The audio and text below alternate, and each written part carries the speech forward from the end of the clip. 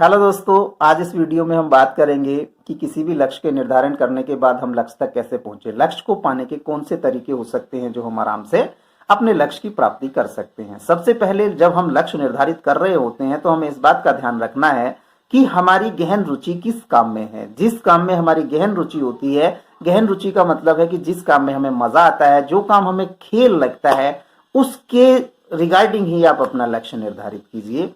तो उस सबसे पहले लक्ष्य निर्धारण में अगर आप थोड़ा समय देंगे, रिसर्च करेंगे, एनालिसिस करेंगे और अच्छा लक्ष्य निर्धारण, अगर आपका सही लक्ष्य निर्धारित हो गया तो आपको लक्ष्य को प्राप्त करने में ज्यादा समय नहीं लगेगा। दूसरी बात होती है कि अपने लक्ष्य से संबंधित चीजों को इकट्ठा कीजिए कि इस लक्ष्य को पाने के लिए आवश्यक सामग्री क्या है। जैसे एक एग्जाम्पल हम ले सकते हैं कि स्टूडेंट है जो अपने फिजिक्स में 95 प्लस लाना चाहता है। अब उसका ये लक्ष्य हो गया है 95 प्लस उसे एग्जाम में लाने हैं। अब उसके लिए कौन सी उसे बुक्स पढ़नी है, कौन से नोट्स लेने हैं, कौन सी कोचिंग में जाना है, कोचिंग में किस समय जाना है, जाने के लिए उसके पास व्हीकल है कि नहीं है। ठीक है, तो ये सब साधन आप जुटाइए कि अपने लक्ष्य से संबंधित कौन से साधन आपके पास नहीं है, आप उन्हें जुटाइए। तीसरी बात होती है अपने लक्ष्य से संबंधित 3 लोगों से कम मिलिए, कि ऐसे लोगों से मिलिए कि जो आपके रिलेटेड लक्ष्य को पहले से ही अचीव कर चुके हैं, पहले से ही प्राप्त कर चुके हैं। ऐसे लोगों से मिलिए, उनसे सलाह लीजिए कि मुझे किन रास्तों पर चलना चाहिए, मुझे क्या फॉलो करना चाहिए। कभी भी शर्म नहीं करनी चाहिए, सीखने में संकोच ना करें।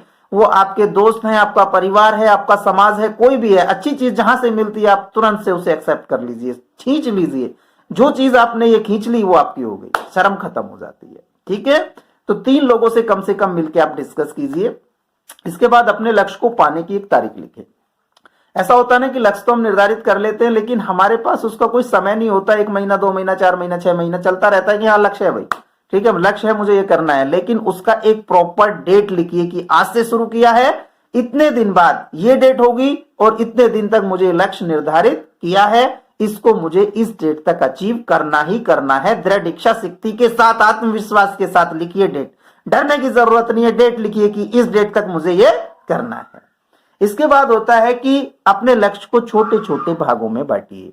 जो आपका बड़ा लक्ष्य है, जैसे मान लो एक एग्जांपल ले सकते हैं कि आपको एग्जाम की तैयारी करनी है, तो पूरी बुक्स तैयार करनी है एग्जाम्स के लिए, तो आप उसमें चैप्टर काउंट कीजिए, चैप्टर में टॉपिक काउंट कीजिए, फिर प्रतिदिन आप कितने टॉपिक कवर कर रहे हैं वो कैलकुलेट कीजिए।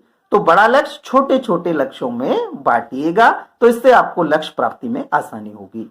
इसके बाद है कि नशे व हानिकारक आदतों से थोड़ा सा दूर रहिएगा, क्योंकि ये आपको लक्ष्य तक पहुंचने नहीं देंगे, आपको इधर उधर के रास्ते में पहुंचा देंगे। अगर आपको नशे की आदत बन जाती है तो आपका भविष्य अंधकार में चला जाता है।